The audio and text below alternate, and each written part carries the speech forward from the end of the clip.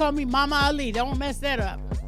I am Dr. Khalilah Camacho Ali, the former wife of Muhammad Ali, author, producer, director, and speaker, and aviator. It's a long list right there, but. And also, I'm here in Lansing, Michigan, with the most infamous Mr. Griff. All right, greetings. Professor Griff, Minister of Information, of course, public enemy. Hey, yeah, it's a beautiful thing. We're here in Lansing, making it happen. I'm here representing the Black History 101 Mobile Museum, the curator and the founder, Dr. Khalid El-Hakim. And also he's brought, I think, over 250 artifacts that are on display in the lobby. It's everything from Africa to diaspora, around the globe, all the way through civil rights movement, Reconstruction, you name it, right on around to hip-hop.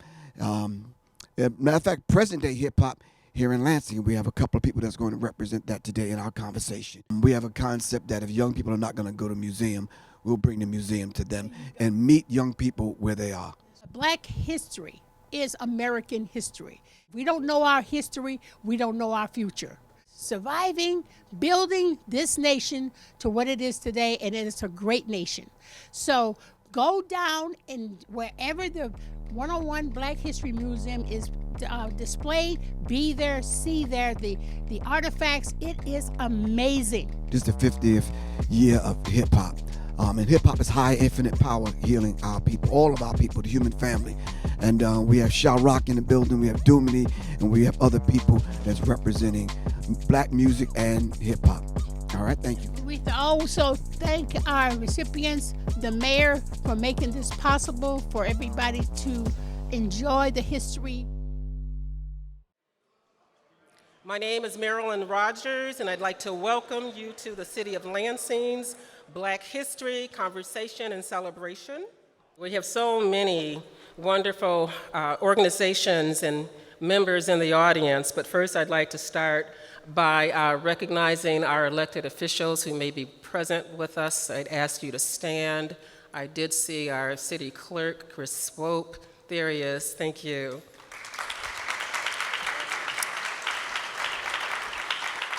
We have Mr. Derek Quinney from Ingham County, our Register of Deeds.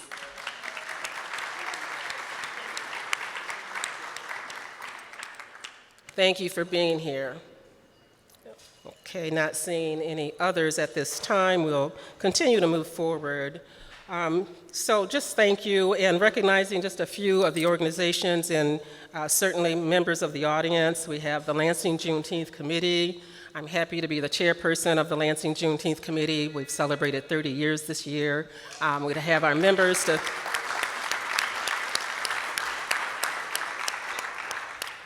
In addition, we have Mr. Randy Watkins with the Phi Beta Sigma Incorporated, also representing the City of Lansing's Diversity, Inclusion, and Equity Board. Thank you, Randy. He wears many hats. There you are. Okay. The Johnson family is with us. All right. All right. And not meaning to oversight anyone, there's so many wonderful people in the room. Lansing Community College, Lansing City of Lansing School District. So again, we just thank you all for taking the time to share with us today. As we move forward, Sherry Jones is with me, and she's co-hosting these activities today, and so I'm going to ask her to come forward at this time. Thank you, Sherry. I need the program. Yeah, thank you. Thank you, Marilyn. It is an honor for me to be here with you today. I just feel like there is so much love in this room right now, don't you? I mean, there is so much love. It is just wonderful for me to be here with you. Congratulations on pulling this wonderful event together. I'm excited to host this event featuring our Presidential Lifetime Awards, and I'm very much looking forward to hearing the conversation about Black history. We have an amazing panel for you. Khalilah Camacho Ali, former wife of Muhammad Ali, is with us today. Right.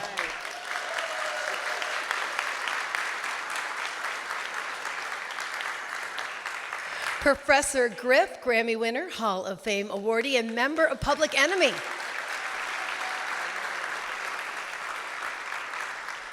Dr. El-Hakim, founder of the Black History Mobile Museum 101. Thank you all. Welcome to Lansing. I would like to take this opportunity now to introduce to you Dr. Sonia White, who will be presenting our Presidential Lifetime Achievement Awards. Dr. White is a remarkable individual. The United States Air Force veteran, she is a best-selling author, she is a philanthropist, a health professional, and a nonprofit founder. Her achievements in her industry have made her a pace setter with significant contributions. Sonia is also the founder chair of the Smile Foundation Incorporated. That is a nonprofit dedicated to support, educate, encourage, and empower our young minority men in STEAM education, financial literacy, and inspiring them to achieve success in life with positive mentors. Please look it up. It is absolutely incredible. Sonia has also been an outreach program creator of the Birth Project, the Bible initiative reaching the homeless to give hope and inspiration to those who have lost it.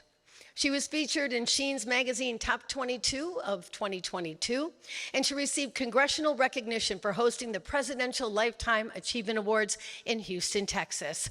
She has a passion for our youth and our elderly. She has goals that she has reached on a global scale with both her humanitarian and her philanthropic efforts. Please give a warm Lansing welcome to Dr. Sonia White.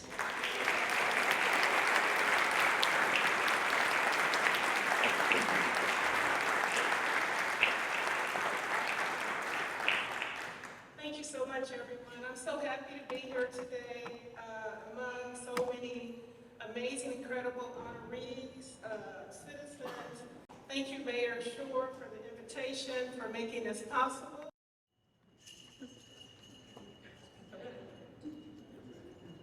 Assalamu alaikum. Hello. Greetings to all of you. Bismillahirrahmanirrahim. I am very honored to be before beautiful people of Lansing and elsewhere. I'm very honored to know Dr. Khalid, El-Hakim, who is not only a person with the most beautiful display of history. When I visited him the first time, and he had all of these things on display with autographs from Malcolm X and all of these historians, I realized I knew half of the people on the table. So then I realized I'm a part of the history too. So thank you, Dr. Khalid. Then I grabbed him up and took him as my agent and manager. I just had to have him with the approval of his wife and his daughter, Khalilah. Thank you for that. Sister Sonia has been helping me throughout the times. The very first time that I was nominated by my bodyguard to receive the Lifetime Achievement Award from President Biden for the first time, and I was honored. So after that, I knew people in the world that did just as much as I did. And you know, instead of just keeping it and being honored, I had to pass it on and lift my sisters and brothers up. So I nominated with the help of Dr. Khalid, because he knows Michigan more than I do. And I picked a few that I knew, but he helped me give the honors to these great people of Lansing, Michigan, and especially you, Mayor. You told me all about you. So okay, I'm not gonna go on. I'm gonna continue this. I know we have a short period of time. And I just wanna say, when you get any kind of award, look at your brother and your sister and lift them up with you. It's a beautiful thing to do. So first, our first recipient, you go last, Doctor. You go last, bro. I'm gonna put him last because he's amazing. Go ahead, you want to answer? Yes, our first recipient is Sharon MC Sharrock Jackson. Please join us. Somebody say ho! This is what I'm talking about. Let me tell you who I am if y'all don't know. I am the first female MC of hip hop culture, rapper, whatever you say. I started the culture back in 1970s. I'm the first female MC on the front line with Grandmaster Flash and the Furious Five, and I helped create this billion-dollar business. It is also Black History Month. Thank you. I love you. The city of Michigan mayor, thank you for having me. I'm from the Bronx, New York. I came all the way from Texas. Thank you, Lansing, Michigan. I appreciate y'all. My hero.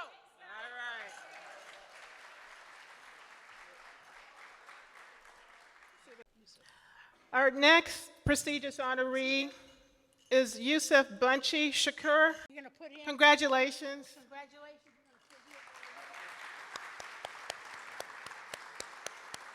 Okay, Miss Carmen Benavides, please join us.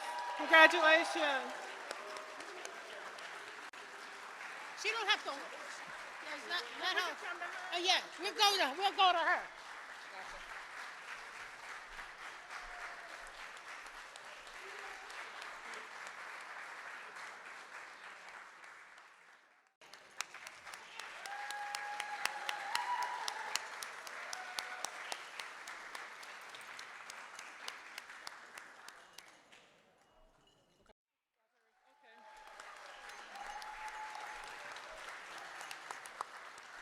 Okay, our next recipient, the prestigious honoree, Dr. Nino Rodriguez. Please join us. Come on, Nino.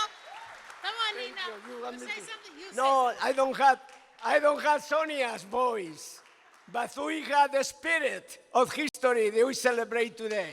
Thank you.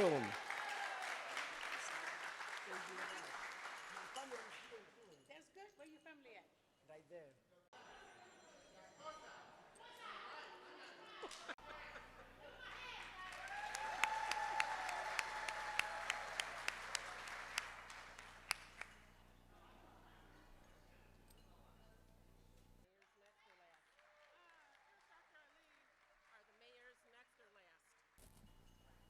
Okay.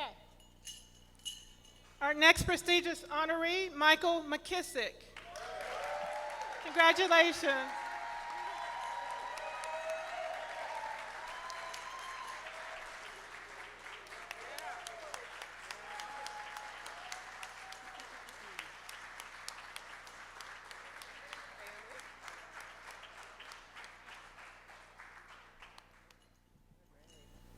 Assalamu alaikum wa rahmatullahi wa barakatuh.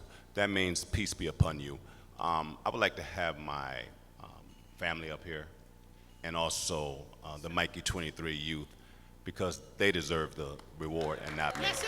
They deserve it. That's all right. That's all it's about. Come on, brother. Over here.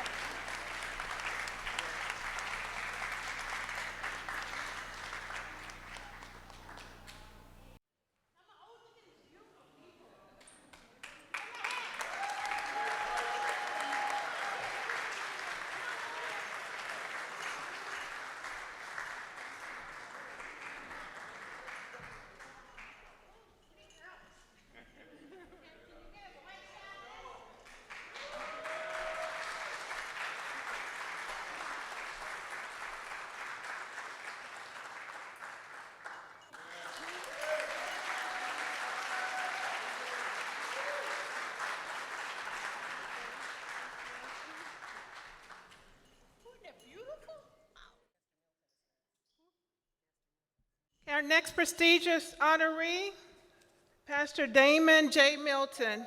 Congratulations. Huh?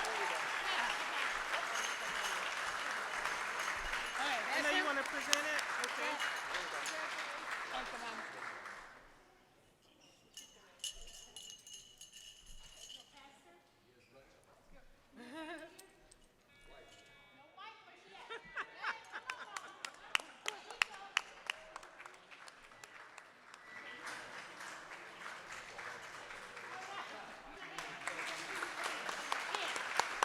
Okay, got two more. And she's in a wheelchair.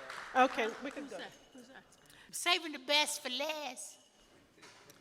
There you go. Okay. Thank you. God bless you. Okay, next up is Patricia Farhat. Congratulations.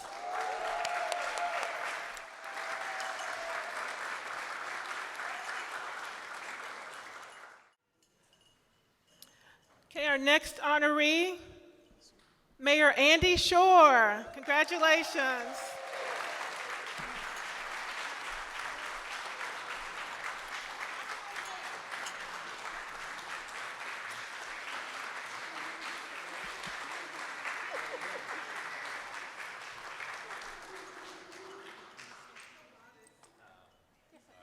Just a few.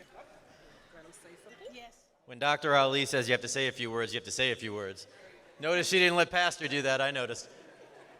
What an honor. This is an honor of a lifetime. Just to be on stage with these folks and to be here and to be honored, I'm speechless. So thank you all for the recognition. Thank you for the recognition. Thank you for being back in Lansing and being in Lansing. We continue to talk about how Lansing's time is now, and we talk about how we're a world-class city. And when we have these folks here in Lansing, we're showing that we are a world-class city and our time is now. Thank you, everybody. Thank you. Okay.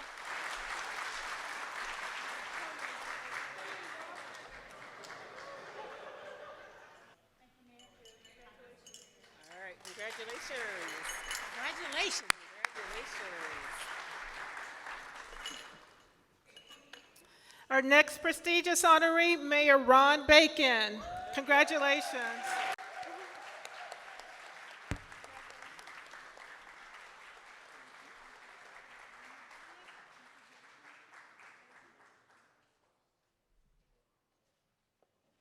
Big guy. What's your family? No, here, that's okay. He's going to say a few words. Yes, speaking of family, many people in this room are like family. And I first want to thank Lucy for pulling this together, the effort. Yeah, I got it. Particularly fundraising. It is absolutely atrocious trying to raise funds for anything right now. And she went out at the end here of everyone's fiscal year and squeezed out every penny out of our sponsors here locally. So I want to thank you because I know we all come to you all the time for the same request. So thanks for giving. I want to thank Mayor Andy Shore for the partnership. There's really no borders here, and that's just something I've said from the beginning. Here, East Lansing, everybody, every citizen here is welcome. Lansing, East Lansing, and every one of these kids, like Mikey 23's organization expresses, they're all our kids. So we must all work together to support them and help to raise them. And I just want to thank everyone for coming out to support Black history. And I think we understand right now the challenges, things being posed, the challenges to diversity, to equity and inclusion, the challenges just to walking around as your natural Black selves has become a challenge here in the United States of America. But we're here for it. And I think the city of Lansing, this region, this is a safe haven, this is a sanctuary, and will continue to be so, and everyone is welcome here in this region by myself and Mayor Andy Shore. Just know that. Thank you.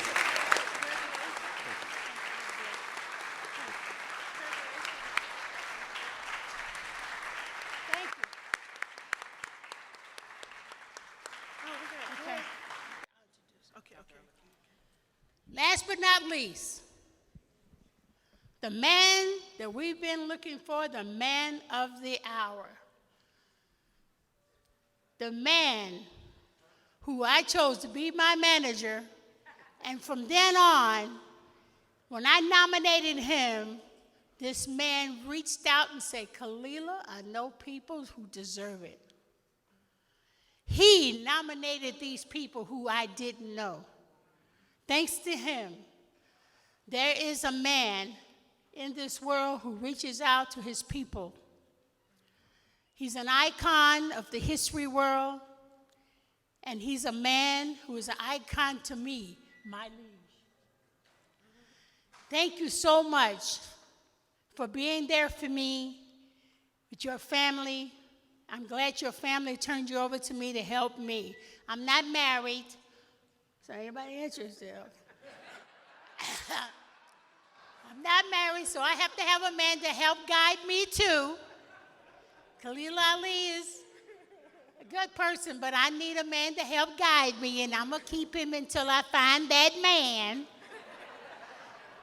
I'm looking at you officers over there. I am so honored. I've got goosebumps, and I know it's hot in here, but I got goosebumps because this is the kind of man that I want our young men to become, to be a part, to learn what he has taught me. And I love this brother. I love his mother and his family. For not only that, I am honored today, June 26, 2023, I nominate Dr. Khalid El-Hakim.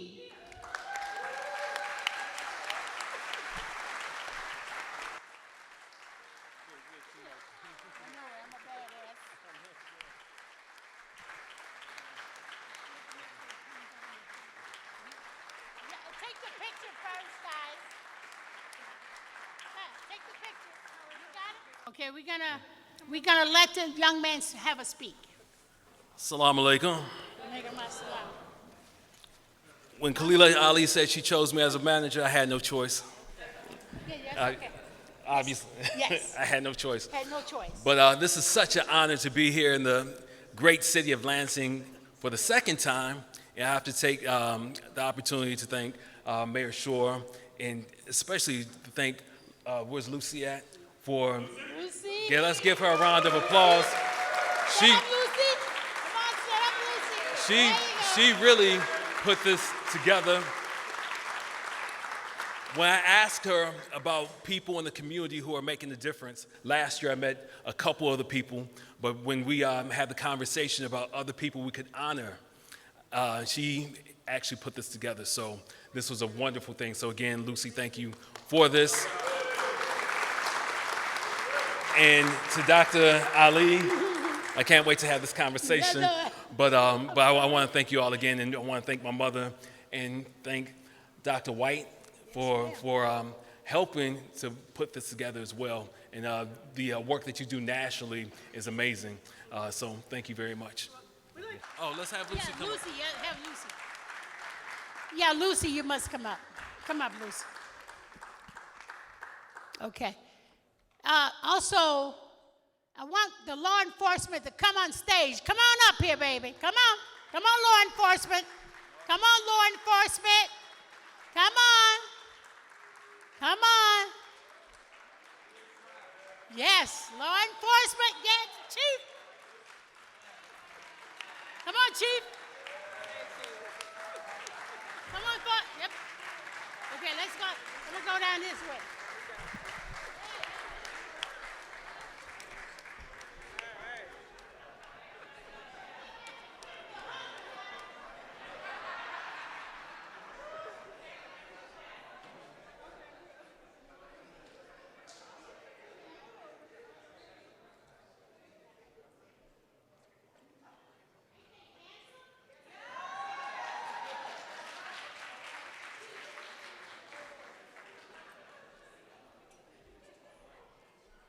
I want the chief to come up. Give you the President Award there. Say something, Chief. Oh, wow. Honored to be here. Thank you so much. Thank you for the support. Yep. We are so excited to have this museum here to really educate everybody on our past, what we can do better, the relationships that we can build, and the acceptance of law enforcement into that piece of that pie to make us all towards that common goal that we really want to achieve with everyone. So thank you so much for being here. What I want to say, give him a clap, give him a hand. I want to let these officers know I'm producing a movie called Pure Justice, and it's about law enforcement working with our community. They have a big thing about reforming police department. Yes, they need to be reformed, and they need to go and get kicked out if they do something wrong like they've been doing lately. But most importantly, we need to reinform our community to respect our officers. They are the true heroes. They are the brave ones.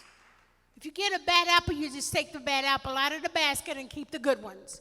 Do not judge our officers in a bad way. You understand? We got cameras all over the place. Everybody's watching everybody. So justice will prevail. Thank you, officers. Thank you. You're the best. The officer, Bruce, are you married? Yeah.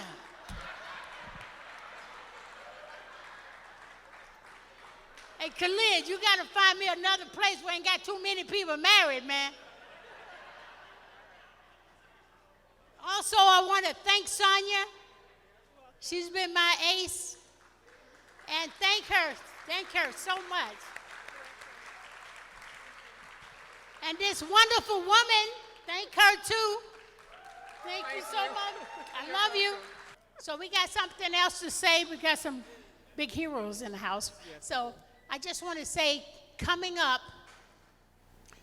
in the world, I'm not only doing a movie, but I'm going to have superhero comics. The Avengers ain't got nothing on these. And we have a new one that's here, Zulu. Where's Zulu? Stand up, Zulu. He's going to be one of the comics that's going to teach our children how to don't go in the direction of suicide and bullying. These superheroes are going to talk to the kids directly so we can help our children.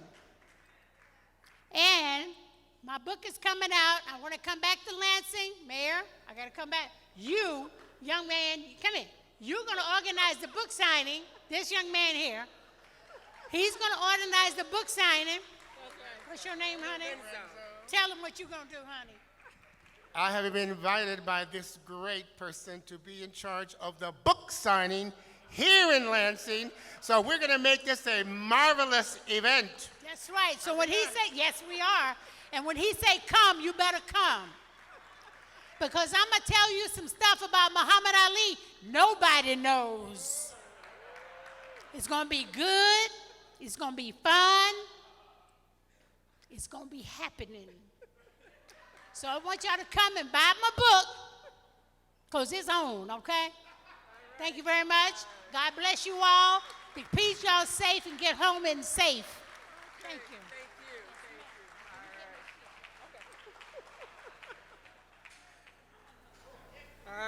All right. We have certainly been blessed. We want to give the awardees another round of applause if we could.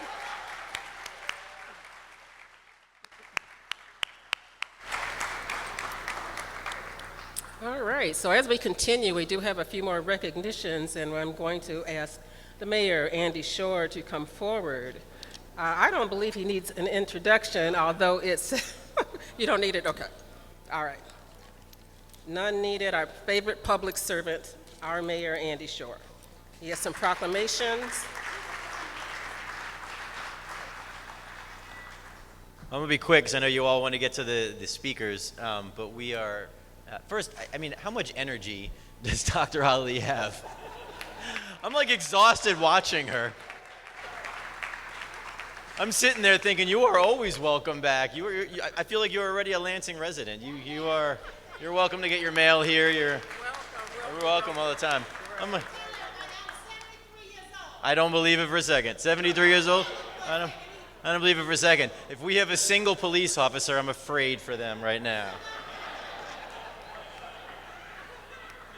So, we did some proclamations in recognition of the incredible work done by several people. This is the 50th anniversary of hip hop.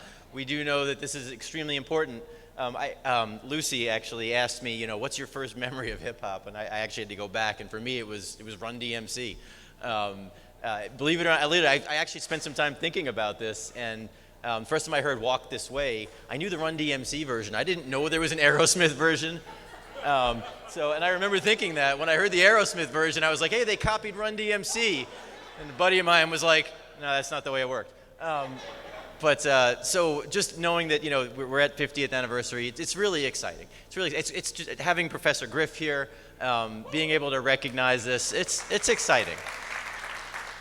So I'm not going to read the whole proclamation because it would be long, but we have a whole proclamation talking about the anniversary of hip-hop. The fun part is the end, so I get to read the end. Whereas the city of Lansing officially celebrates 50th anniversary of hip-hop, now therefore I, Andy Shore, mayor of the city of Lansing, by the power vested in me, do hereby proclaim June 26, 2003 as Hip-Hop Day in Lansing.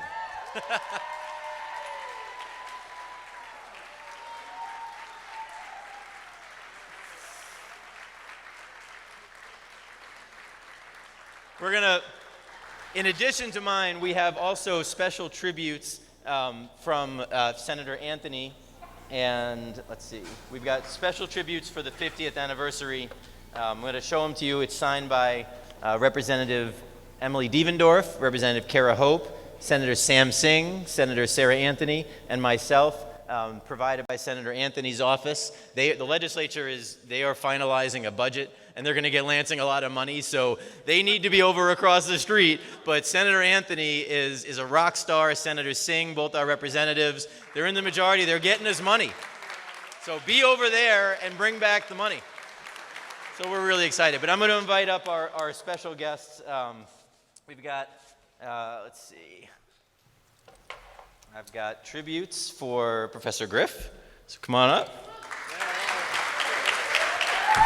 You get one of each. It's wonderful to have you here. Let's see. Hold on. I've got MC Sharrock.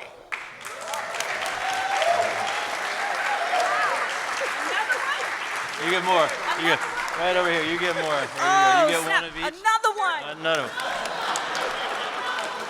We are so proud to have you here. Thank you. I'm proud. I want to come back for y'all. Let me tell you, June 26th. Yeah, every year.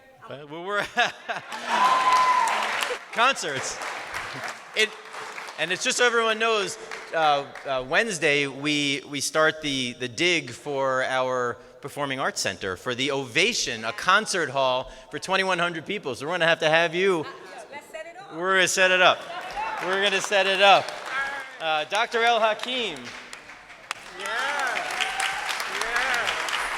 There you go. Oh, there you go. There you go. There you get those. Let's see. We have Dr. Ali.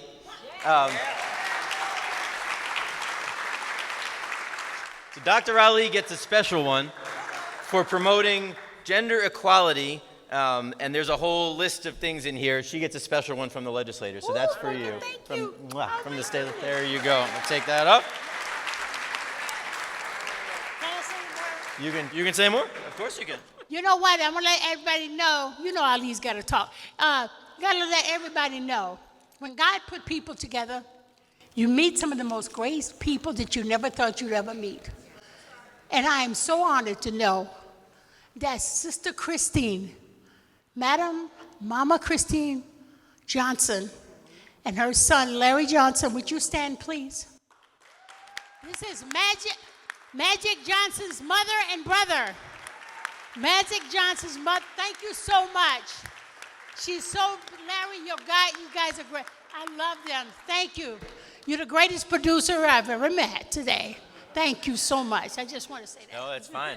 These are some of the, we have many famous members of our community, two of our highest honorees, along with many sitting over here, and many others. Really just, we're honored to have the Johnson family remain in our community and be highlighted by so many national productions. The Apple Plus special was wonderful to have you all recognized, and my wife and I watched it 3 times. I have one surprise, because as we're talking hip-hop, we have an incredible hip-hop group here in Lansing. I don't know if folks are aware of All of the Above Hip Hop Academy. So Oze Moore, come on up.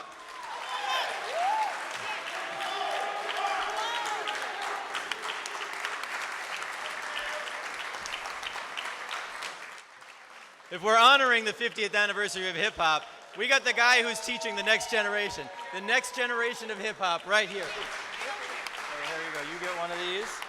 That's it. Want to say a few words? I'm just catching him off guard. Yeah, real off guard. I am. She said, "Are you married?" Yo, you know, we celebrate hip hop not just as art form, music, art. You know, it's a philosophy and a way of being. Hip hop is a verb. And we see it in its capacity for positive social outcomes. I am a manifestation of a positive social outcome through hip hop culture. So the work we do in our community by mentoring youth and supporting artistic expression and serving our community as a hip hop cultural resource, to stand on stage with these folks who have paved the way for folks like me to carry the torch and continue this work, I'm honored. Thank y'all, Lansing. Appreciate you.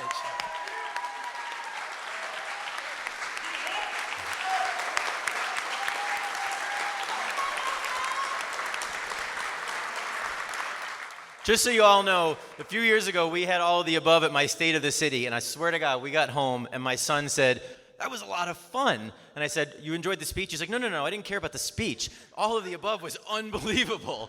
Thank you to Jose and for teaching our kids. Like you said, this is the generation, right? We've got generations here showing our kids, and when we talk about having things to do for our kids, keeping them away from gun violence and making sure we push them to the right thing. Mike McKissick, pick up a hammer, not a gun. This is what we do here in Lansing. It's not just about locking up our kids. It's about getting them other things to do. So when you talk about Mikey 23, when you talk about all of the above, when you talk about what so many of you are doing, this is so important to our community. So I got one more. We actually did an official tribute, which we framed. So I'm going to give this to Dr. El-Hakim for hip hop. There you go.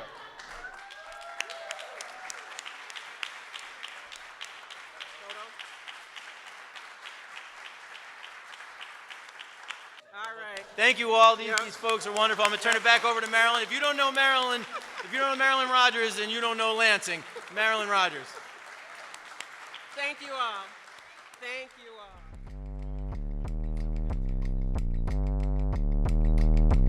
We are ready. We hope you are too. I'd like to have Dr. El-Hakim come forward and introduce and present the panel, and he's ready to get started. Thank you.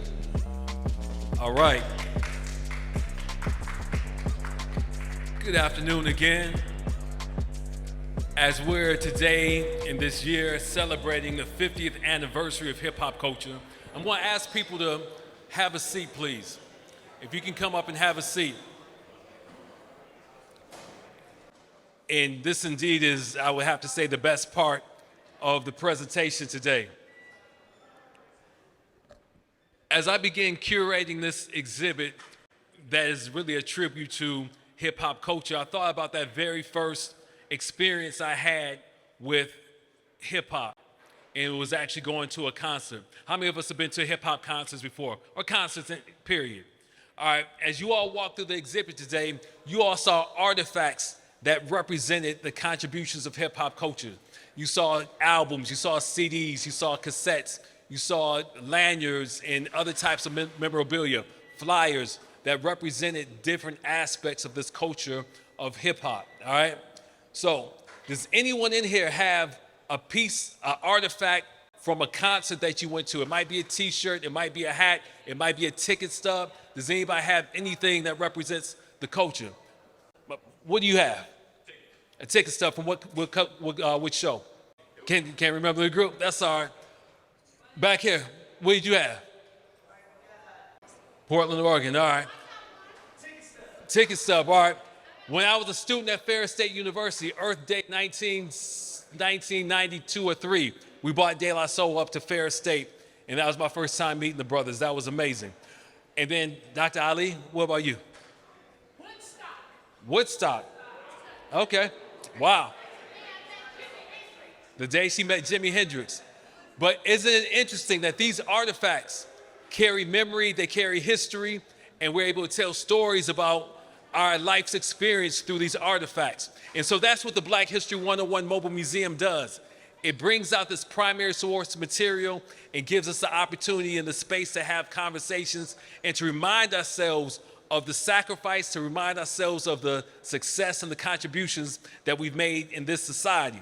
Now, again, going back to my personal experience, for me, it was Joe Louis Arena. You might not be able to see that in the back, but let me tell you what it is. This is the Bring the Noise concert at Joe Louis Arena, 1988. On that show, this is a ticket stub. It was Public Enemy, Ice-T, Eazy-E and NWA, and EPMD, all for $17.50. We'll never see those ticket prices again, right? All right, but this is real, right?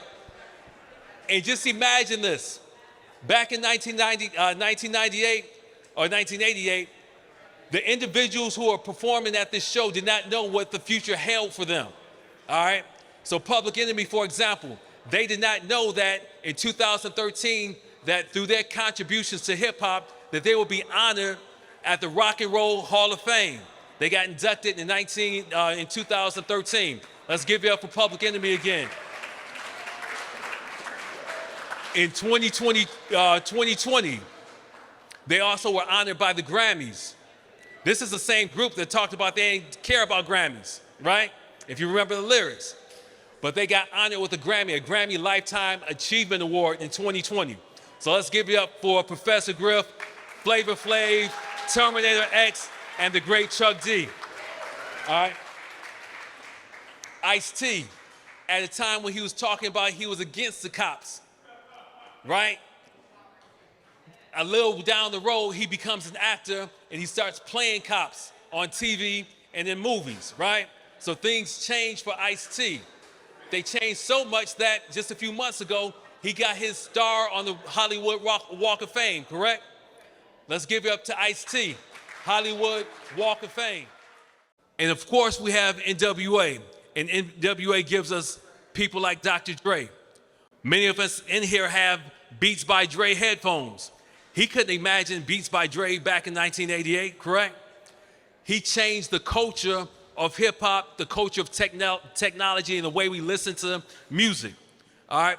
Not only that, he gives us Eminem, he gives us 50 Cent, he gives us Snoop Dogg and many, many other people, all right? And then, of course, we have Ice Cube, who has a basketball league now. We also have him, we also can give tribute to him for what he's done in the movies. So let's give it up to NWA. And then we have EPMD as well, who are still on tour and traveling. I'm going to fast forward a few minutes, a little bit because of the sake of time. But let me go forward and start right here. People often ask me, what was that very first artifact that was a part of the Black History 101 Mobile Museum? And this figurine here, I got when I was a student at Ferris State University, traveling with some friends down to Daytona Beach back in 1991. We were on I-75 driving, and we stopped in Tennessee for gas. When we walked into the gas station, these types of figurines were for sale. These were not antiques. These were things that was being sold at that time as souvenirs celebrating the culture of the South, all right? So this was the very first piece that became a part of the Black History 101 Mobile Museum. And as bad as this was, the next day was even worse. Once we got on the beach, we were walking along the beach and walked into a gift shop, and this t-shirt was for sale. I don't know if you can see that, but that t-shirt, this is 1991. That t-shirt says, "Our dream came true," all right?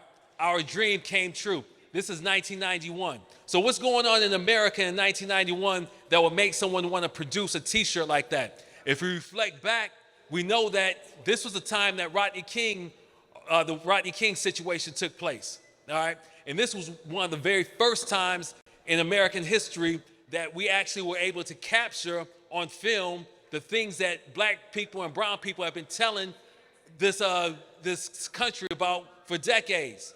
Police brutality, it was real. And we finally got an opportunity to catch it on tape and show the world about that, right? We had a couple years prior to that, NWA screaming on their song, "The Police," about what was going on. but this was a response to the Rodney King situation, all right? Secondly, that target on King's head was also in response to a very popular hip-hop group that was on the scene at the time. What group am I talking about? Who had a Target logo? Public Enemy, right? That's a response to Public Enemy. Why is this a response to Public Enemy? 1991, one of the last states to support and celebrate the King holiday was Arizona, right? Do we remember that? We didn't always have the King holiday. Remember that. The King holiday was started, and we can celebrate this as Michiganders.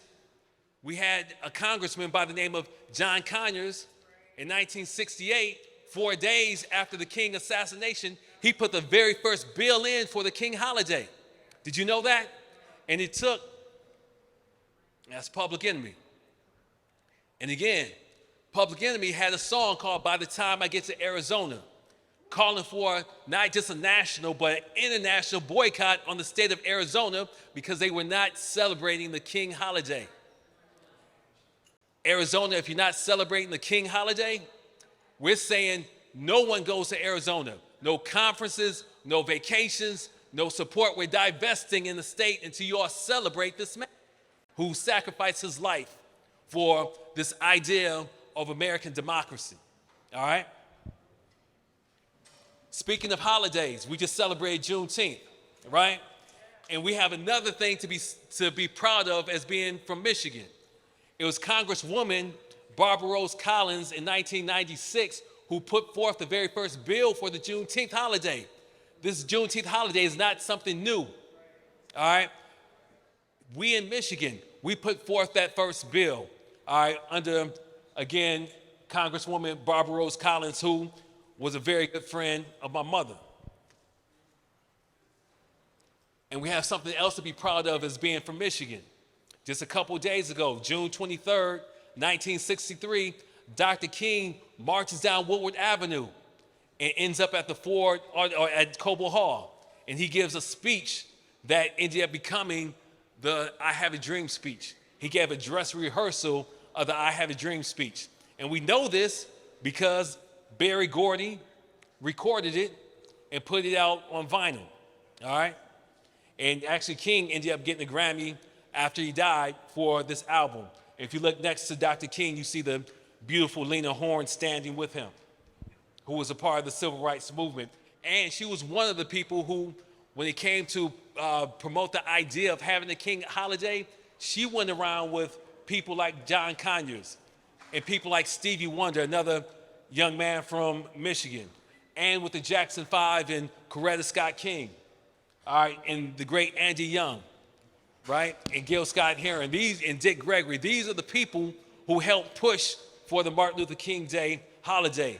And there was the great Harry Belafonte, who we just lost earlier this year, a giant in the civil rights movement that no one talks about and knows his history. All right, we have to talk about and read and celebrate the great Harry Belafonte. And while we're talking about Harry Belafonte, does anyone know his connection to hip hop? His very direct connection to hip hop. Our very first image on the big screen comes from Harry Belafonte's contribution to hip hop culture. All right, we get our very first representation of hip hop on the big screen. Harry Belafonte watched young people in New York City breakdancing, being MCs, doing graffiti, and DJing. He saw a young MC like Sha Rock, right? And what did he do? He suggested this movie called Beat Street. How many of us remember Beat Street? All right? How many of us remember Sha Rock and Beat Street with Us Girls? All right? But it was Harry Belafonte, his vision for young people doing something positive, and he gave that to us on the big screen. Now, Harry Belafonte's contribution to hip hop has been amazing, and I want to share his voice for the next 5 minutes, because one of the most, the only time I had an opportunity to meet him was in 2013 when he inducted Public Enemy into the Rock and Roll Hall of Fame. Ladies and gentlemen, Professor Griff from Public Enemy. Come on up, bro. Let's give him a standing ovation. Yes, yes, yes. When's the last time you saw that? Yeah, it's powerful, powerful. Thank you, bro. Let's have a seat and talk to the people, man. Oh, yeah, that's yours.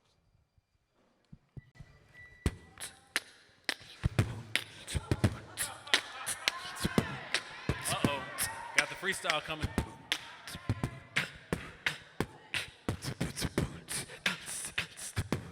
All right. Yeah, yes. Wow. So, man, Harry Belafonte, bro. Oh, yeah. Can you give us some words on and some reflection on his contribution? I think that speaks volumes, but to be in the man's presence, it speaks to a deeper, rich soul that the man possessed, that not only cared about, himself, the musical side of him, Yes. the film side of him, but to just him being a beautiful human being, man. And yeah, when he said mentor, he wasn't joking, because just being in his presence and getting those tidbits of words of wisdom from him spoke volumes. I was not into the music that he was making, but I saw Buck and the Preacher, and I'm like, all right. How many of y'all seen Buck and the Preacher? Okay, then y'all know what I'm saying then, yeah. But the water that's in that human being, that well, you could drink from. Absolutely. And we will drink from in the future. Yeah. When he mentioned that you all were not caught up on celebrity, it reminded me of when I first met you doing a lecture in Detroit back in 2001 or 2. Mm-hmm. And it was down in, at the Shrine of the Black Madonna. Right. And when I told you about this idea at the time I had for this mobile museum, you made a commitment. I mean, I was a fan of Public Enemy. I learned about Black history via Public Enemy at a time where the public school system was not teaching us Black history. I didn't learn about Marcus Garvey until I heard Public Enemy. I didn't learn about the Honorable Elijah Muhammad until I listened to Public Enemy, or Malcolm X, or the Black Panther Party, or other groups as well. But your humbleness and your commitment to the people could always be seen because you were in the jails, you were in the schools, you were at the storefronts, and you continue that work. And when I asked you to come along with me on this path to do this work, you said, just give me a call and you would show up. And that was 18 years ago. He's been doing this work for 18 years. So the work has taken us around the country many times. The museum has been in 43 states. I had to think about this recently because somebody told me, they were like, yeah, I just saw that you were in Idaho. I was like, I've never been to Idaho.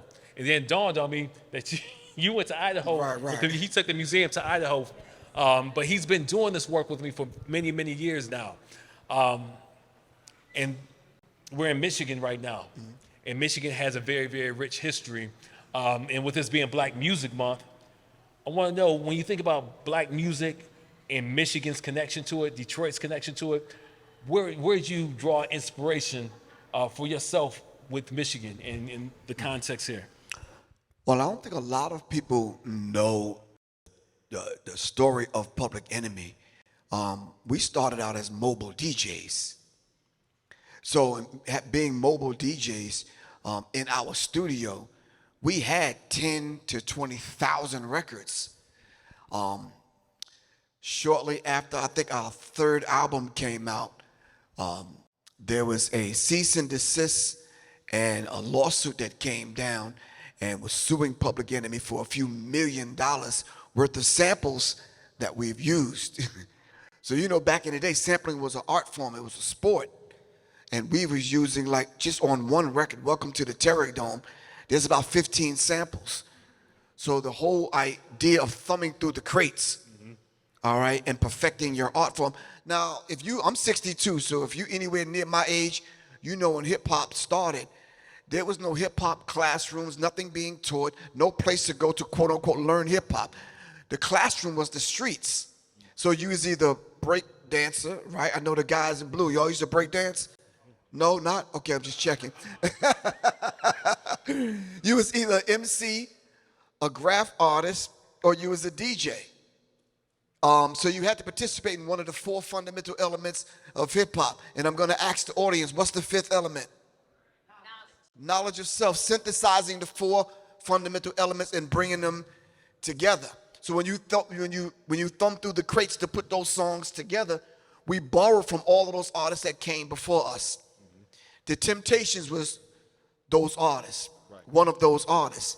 Other groups that came out of Motown and the rich black culture of black music in not only Michigan but Detroit, we pulled from those artists to make our songs.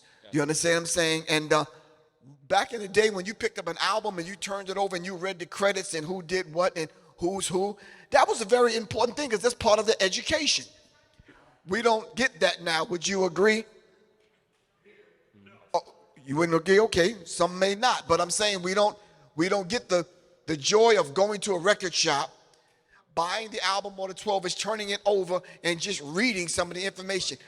Public Enemy, we put out songs that you could do, and albums and singles that you can do that with. And then deeper than that, to finalize this answer, we spoke outside of the context of the music. Right.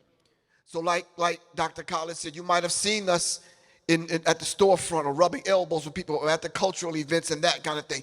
Deeper than that, I'm glad we haven't seen any of y'all in this other place that I'm about to mention. We went to the prisons.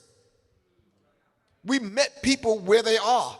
And that's the beautiful work that, let me just stand up and say this and point these 2 brothers out. This gentleman here, stand up, good bro. I met you earlier. Michael, stand up, good bro.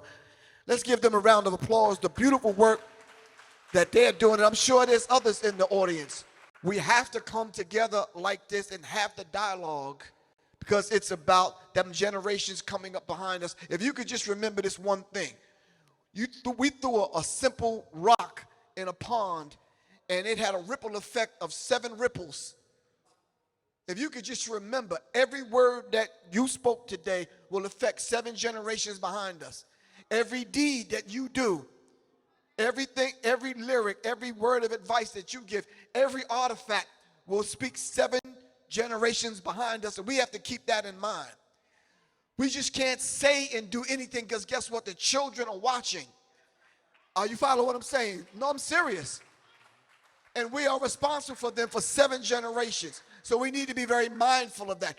Every song lyric, every word of advice, every gathering, every time we get together and young people are present, we need to know and understand that. Thank you. Give it up to him one more time. All right, I'm going to put a picture on the screen. I just want you to give a reflection on this picture, all right? Okay. It's right here. Where were you at in this picture? Wow. In London for my first time in White's Park. Now, you know I'm 20-something years old, radical as hell. I'm like, yo, one foot and trying to do something with my life, the other foot in the street, the other foot trying to, this conscious thing I'm trying to do, trying to find me. You understand what I'm saying? And I'm 62 now, so looking back at that, it was like, listen, I've learned in certain programs that ex-Black Panthers put on at Hofstra University. Myself, Chuck D, Flavor Flav, we was a part of that particular experience. So we was politicized and radicalized early on, all right? When we put the Public Enemy thing together, that thing just didn't happen. We was studious. How did y'all think I got the name Professor or the title Professor? I always kept a book in my hand. You understand what I'm saying? Well, first of all, I didn't want to disappoint Mom. I'm the 7th son, but I'm the 12th child of 13. So my mom was big on education. My mom worked 3 jobs. We complain about working the one we have. My mom had 3, taking care of 13 children. So I didn't want to disappoint my mom, so I wasn't really that guy in high school. I'm too short for the basketball team, too little to play football. So I said I might as well dive into the books, and that's what I did. But I had a different mission. Early on with some of them brothers that you see in this picture right here, we were actually one of the ones that actually, the reason why they came up with Bum Rush the Show, the title. I had 30 guys with me at any given time, and we used to bum rush the parties. We used to go in, ask the DJ to turn the music down, snatch the mic, and we used to talk to people. All right, so after a while, it became a thing, and we decided to take that concept and put it on wax. So that picture brings back memory. And let me just say one thing about this picture. You see Chuck D wearing the clock? You already know Chuck wore the clock. Chuck wore the clock before Flavor wore the clock. It's just that Flavor's clock kept getting bigger and bigger, and Chuck said, Chuck said, you can have it, bro. But it was a beautiful thing because what we was representing by wearing the clock was the fact that we knew what time it was. All right. Excellent, excellent. But wait, one of those artists, speaking of Detroit, Michigan, one of those artists that we actually pulled from was from poets. And Muhammad Ali was one of them poets that we were pulling from. Right. Yes. Love it.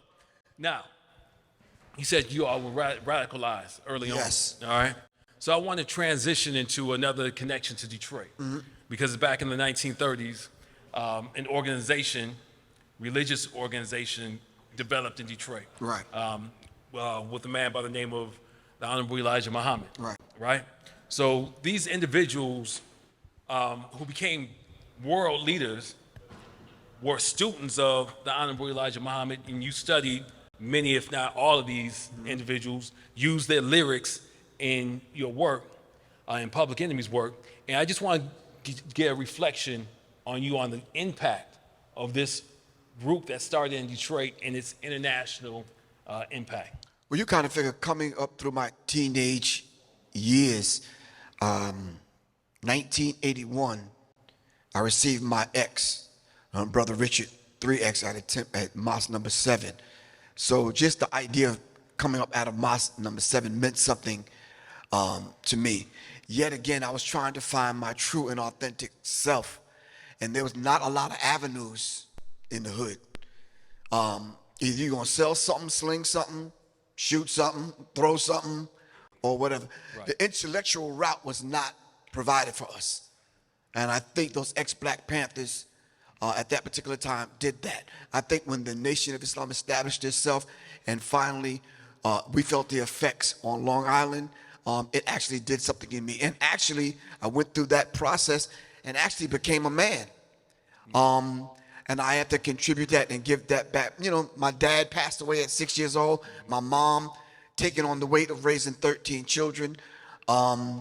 My 2 brothers came through the Nation of Islam, but it was very important to me because on my wall at that time, of course, Marcus Garvey, of course, John Carlos and Tommy Smith at the Olympics with the fist up, of course, Angela Davis, and of course, Che Guevara.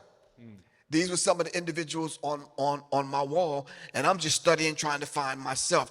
So I found aspects of myself in these men that y'all see on the screen. And it was a beautiful thing. It kept me I've never smoked a day in my life, never drank, wasn't involved in crime, never been to jail. And a lot of us can't say that, but I'm not faulting anyone that have been through that. Do you understand? I just wasn't that dude. And the Nation of Islam set that up for me so I could at least stay on the straight path. And I do have to give credit to the pimp and the hustler and all them dudes that were up on the block that when I was a shorty punching me in the chest, telling me to go home, you don't need to be up here. You understand what I'm saying? So I got to give it back to them. Right. You understand what I'm saying? Because, there was a code. Mm-hmm. And I think even though they weren't in the nation, they respected the code. Love it. So when you look back and reflect on Public Enemy's contribution to not only popular music, hip hop, but to the world, what's that 1 or 2 things that stand out to you in terms of your legacy? I think in answering that question and being very transparent and being very honest, I think everyone in this audience, and some people may see this on film, no one in Public Enemy was Muslim but me. I'm going to let that resonate for a minute. Just process that. So all that stuff you seeing in this song, can I sit on the edge of my chair for this one? So when you talk about establishing a group that's going to go around the world, speaking truth to power, especially throughout the South, I was the road manager. I was a choreographer. I wrote, helped produce on the co-production tip. I was a leader of the S1Ws. So putting all that together and help being the glue to it all, then I had to move 8 to 10 people throughout the country. At that particular time, we're talking the 80s. What was you doing in the 80s? Listening to Salt and Pepper or Kid and Play or whatever? That's cool. We respect them. Jazzy Jeff, Fresh Prince, LL, Run DMC. I could go on and on and on. But moving a politically conscious, socially conscious hip-hop group throughout America, trying to raise the vibrational pitch of your thinking into the mind of God, that's a hard task, bro. Wait a minute, I'm not done. And then you got to deal with Flavor Flav? Come on, y'all. No, y'all should be giving me a round of applause. Come on, man. Because there's a Flavor Flav in all y'all's family. Am I right or wrong? The family reunion and the barbecue is different when he show up, right or wrong. But anyway, that defining moment, it's a few of them, man, because I got that chance to meet Regina Bell, Anita Baker. I was on the stage with Prince a few times, Stevie Wonder. And then I ran into Stevie Wonder again, and he remembered me. I was like, wow. I'm standing here talking to Stevie Wonder, man. I'm like telling him about his songs, man. I'm like, I know you got In the Vision, bro, but I'm there with Stevie Wonder in a restaurant. We just talking, holding hands. And we just going over tunes. It's like, and what song is that? Because when you believe in things that you don't understand and you suffer, superstition ain't the way. That's right. Am I right or wrong? Come on now. But I got many of those defining moments, man. But I'd have to say, without beating around the bush, Spike Lee in Brooklyn doing the Fight the Power video, man. That was it, man. Wow. Yeah. Wow. Shout out to Spike Lee. Yeah, that was a beautiful day because we had Tawana Brawley there. And the Tawana Brawley incident was one of the things that kind of helped set things in motion for me because I let men know, I let everyone know that any woman, I don't care who you are, white, black, whatever religion, whatever, you're safe if Professor Griff is around. I don't care what your persuasion is, your sexual preference, your gender, whatever you identify as. No, you're safe when I'm around, plain and simple. Yeah. And I think if every man took that and incorporated that into how we move, women would have absolutely nothing to worry about and you would feel safe. Right. You understand what I'm saying? And that's just real. Thank you so much. Give thanks. Yes, sir. Thank you. Thank you. Let's give it up again for Professor Griff.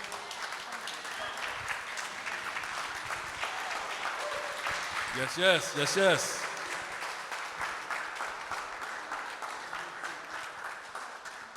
Again, this is the man I've had the honor of traveling with for 18 years now. Woman. All right, and so right now I'd like to invite one of the great women that comes out of the tradition and the history of the Nation of Islam and who's made a contribution to world history. All right, I want to invite the great Dr. Khalilah Ali to the stage.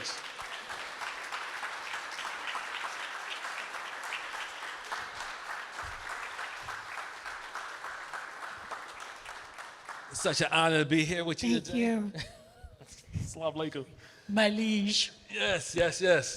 So you'll be able to see the pictures right here. So Khalilah and I did a lecture at Western Michigan University a few months ago. I took her over to Dearborn for her to see one of the largest mosques, and I think it's the largest mosque in America.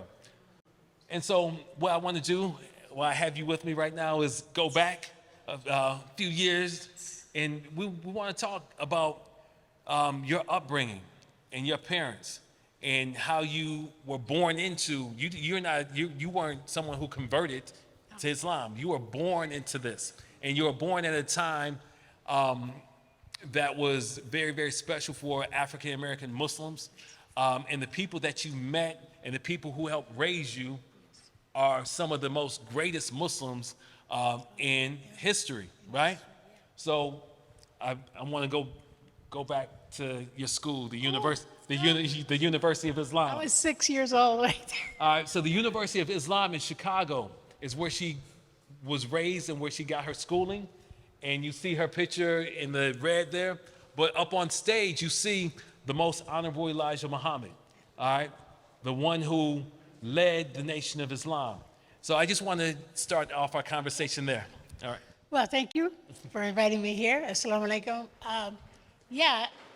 My mother and father joined the Honorable Elijah Muhammad in 1947, as before I was born. And the Honorable Elijah Muhammad, my father was a wealthy man, so the only people that actually joined the Honorable Elijah Muhammad was the poorest of the poor and the most unattractive Afro-Americans. It was just, he uplifted them to give them their self-esteem back. Right. And by my father being a wealthy man, he says, why you want to join us? Because that was unknown for wealthy people. And he said, well, I'll tell you what I'll do, young man. He says, give me your firstborn and I'll put her in our schools and show them that he or she would come out to be a better person if he's taught by me. Right. So I was born and there I went. In the house of the Honorable Elijah Muhammad, I was raised up around his grandchildren. And I was the first black belt recipient at the age of 8 years old. I was taught by the Japanese senseis of Japan. That he brought to the University of Islam. Yes. Wow. And so I became a black belt master at the age of 8. By the time I was 10, I was the 3rd degree black belt. Wow. And I started teaching the sisters the MGT and GCC self-defense. I was a tall chick, about 14 or something. And they taught us how to serve tea and coffee and treats when I was inside the Honorable Elijah Muhammad's house. So anytime there was dignitaries or famous people come to visit the Honorable Elijah Muhammad, I would serve the tea and coffee, but at the same time, I was the security. So they never would think a young girl would kick your ass. You know? But anyway, they put me in the place, and the Honorable Elijah said, I got a family I want you to watch when they come to my home, and make sure they are comfortable. So I ended up bodyguarding Master Malcolm X and his family. Wow. And I was still, you might be a master at stuff, but you're still a kid, right? So Malcolm X had a tendency of wearing suspenders. He had like suspenders here, and then in the back it was like a X. You know, as a kid, I just wanted to pull those suspenders in. You know how you see stuff, you just want to pop. Right. And I served them and everything, and I watched them, but that itch for pulling, and I pulled it, popped it. Malcolm ran right after me. Malcolm, he ran after me, but I hid behind his wife's skirt. So he stopped. He said, I'm going to get you. And I said, okay. Wow. But that's what happens when you're a little girl. You still turn into a little girl. No matter what you do, there's an itch there. So I was honored to be Malcolm X's security and his family's security, and Martin Luther King's security. Right. That was from Martin Luther King. So when Elijah Muhammad left the room, I stayed in the room with Mr. King, and Martin Luther King turned around to me and said, little girl, come here. He said, you're not just a person who serves coffee and tea, are you? I said, nope. He said, you're a little bit more than that, aren't you? I said, yep. He said, but you know what? One of these days, a lot of women are going to follow you. All over the world, there are going to be women who know you. And this picture here is a picture from that day. That's me. Right? Yeah, I'm a little older. Matter of fact, I'm graduating from high school at the age of 16. I was a prodigy child. And you said you're 16 at this point, okay? Yeah. All right, and you had a job at the bakery? I had a job at the bakery. This guy, Cashier Clay, kept coming following me at the bakery. Yeah. All right, so tell us this meeting. Okay, yeah. Well, tell us the full story. The full story. Yeah. Well, basically, in my book, You guys see me and Cassius Clay there. By that time, we was almost married then. I didn't meet him in no bakery. No, sir. That's why I say I had to do my own story because they got the wrong thing going. I met this man when I was 10 years old at my school. And he came to my school, he was 18 years old. And he came to my school. I don't know anything about no boxer or nothing like that. All I know is they said he won the Olympics or something like that, right? Mm-hmm. He was 18 and he came to school and he stood up on a podium like this one and it says, "My name Cassius Marcellus Clay, and I'm gonna be heavyweight champion before I'm 21, so get your autographs down because I'm gonna be famous." And I said, "What? How do you know what you're going to be before you get there? You're not even a Muslim." And he looked at me and said, "Here, little girl, here's my autograph." And I said, "Wait a minute." And I read it. Now, you have to understand, I am a student of the Nation of Islam. I know our history. I know about the names, our culture. And this guy's got a white man's name, all right, first of all. And I said, "Okay, your name is Cassius Marcellus Clay?" He said, "Yes." I said, "Well, Cassius Marcellus, that's a Roman name. You know what Romans did to people?" He said, "No." I said, "Yeah, and there's a kicker right there, Clay. That's like dirt you mold. You proud of this, brother?" He said, "I thought I was." And I tore up the autograph. I gave her, I said, "Here, you take that back with you. I don't want it." Right. He said, "She told my name, man. She told my name." He said, "Yeah, well, she's teaching you something." "Yeah, but she told my name, man."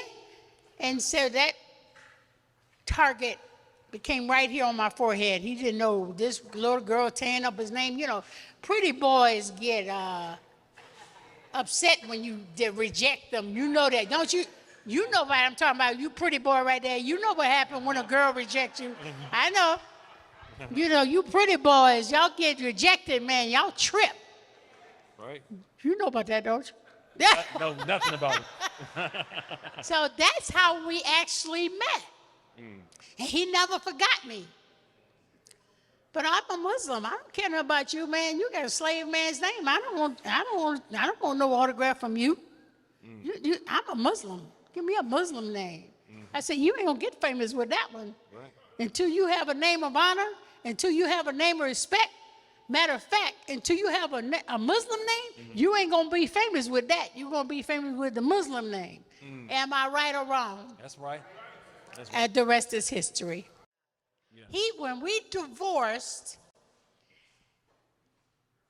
I was too upset, first of all.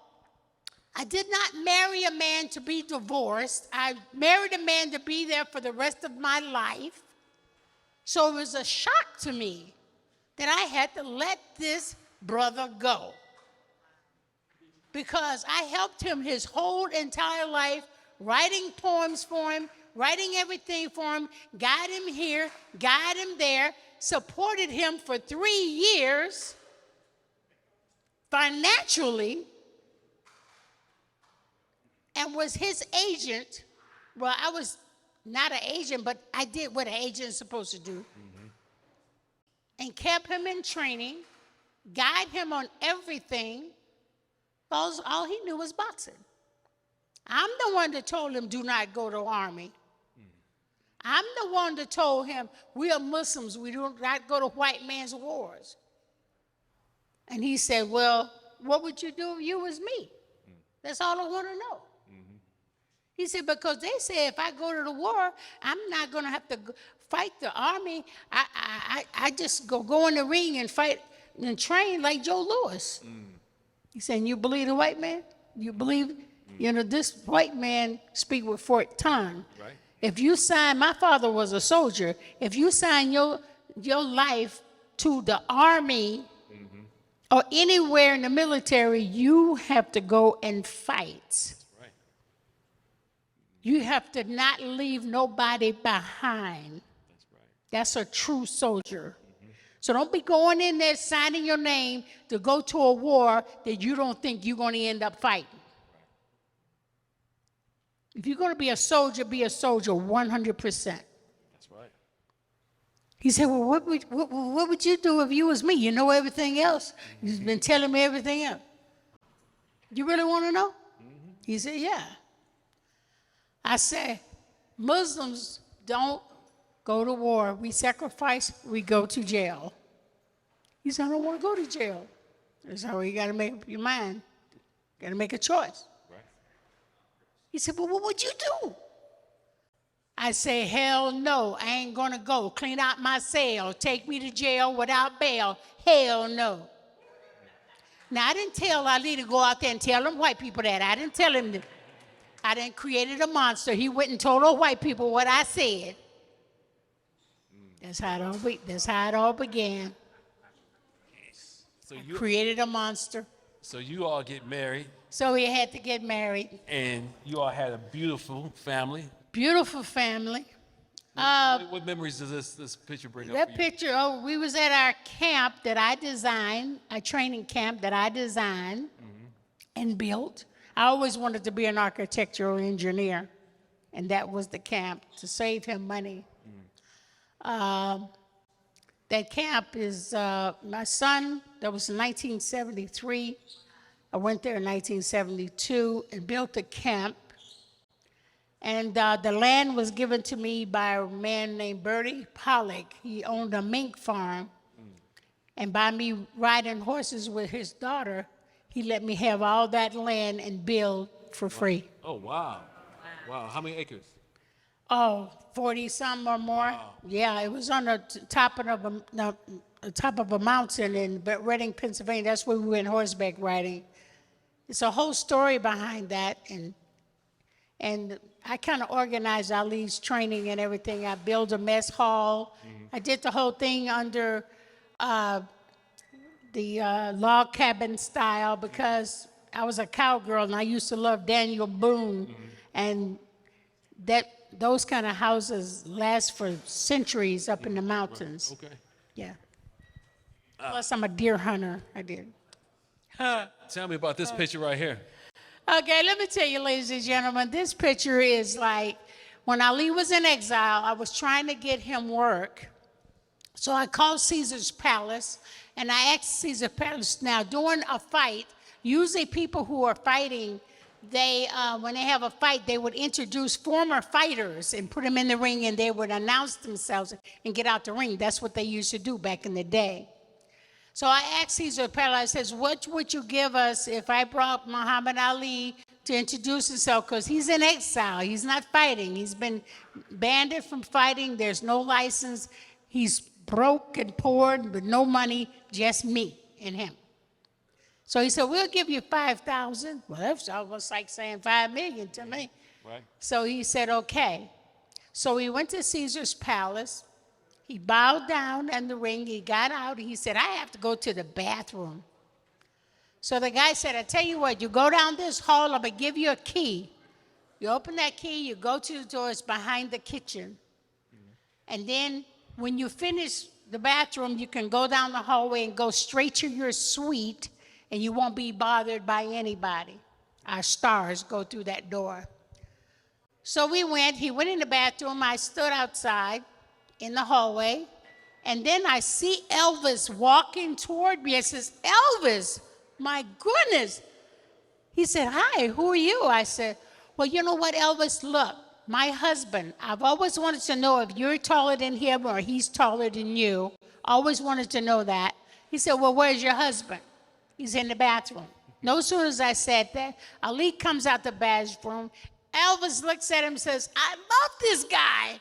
And they hugged. I said, Elvis, against the wall. Elvis says, Muhammad, you got to get against the wall. You got to take a picture. Your wife is very insistent on this. So put him against the wall, and that's the picture taken with my Instamatic Kodak camera. Elvis is shorter than Ali. And that was in 1968. I was 18 years old, and that's the picture. Wow. Now, to get back to Woodstock. Oh, yes. August 18th, 1969, Woodstock. There was a big concert. There was so many people, they had to helicopter me and Ali on stage in Woodstock, right on top of Jimi Hendrix. He was a wonderful man. On stage, and that was the first time I met Jimi Hendrix. Wow. And then they lifted up off the stage in Woodstock over thousands of people. You couldn't walk through it all. Right. So that's my moment in Woodstock. I love it. I was only 19. So, go. Yeah, Griff, you know you're a baby compared to me, honey. Where'd Griff go? You're a baby. All right, so going back to your book. Yes. Your book is called Undisputed. Yes. And it'll be out hopefully in the next month and a half. Yes, sir. And also, Muhammad Ali was a great fighter. He'll always be my champion. But I was the only one that was undefeated in karate. Undefeated. Okay, just remember that. 2 weeks ago, they put me in the Hall of Fame of Martial Artists for Women. Thank you very much. And this is you on the cover of Ebony magazine. That's me on the cover of Ebony magazine beating up Jim Kelly. Jim Kelly, the He great. thought I was just a celebrity learning karate as some kind of prank or something. He said, oh, she knows what she's doing. That's when I knocked him out. Yeah. And another one of your teachers was Bruce Lee. Bruce. Let me tell you what Bruce did. Bruce came to me and said, look, you're a martial artist. You're great. But I want to study. This was before Enter the Dragon.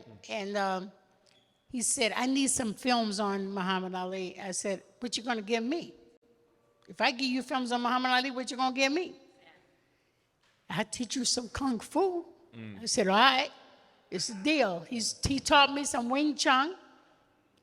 And most importantly, that was right before I met Elvis.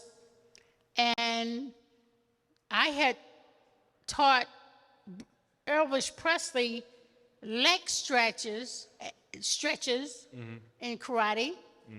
Elvis gave me his diploma in his martial arts, and I still have it. I'm gonna put it in your museum. So when I did the leg stretches, Elvis opened up his show with those leg stretches. Wow. Yeah. Wow. Yep. All right, so because we're at that time. So Bruce Lee. Yeah. We want to ask. Well, what we'll do is we're gonna come back. Okay. We're gonna come back to Lansing. We're gonna bring her book back here. Bring my book and, back. You all will get these other stories. But we want to thank the city of Lansing for this opportunity. We want to thank you all again. We know your heart and soul is in what you do. We thank you for bringing your mobile museum. We love you. We love your participation, the energy that you bring, and we look forward to you all coming back. And again, we want to thank everyone for coming, certainly the mayor, Lucy, our right hand, for making sure that this all happened. And she's busy at the moment, I'm sure, helping to break this down. But thank all of you for being here to the very end. We appreciate you. Thank you.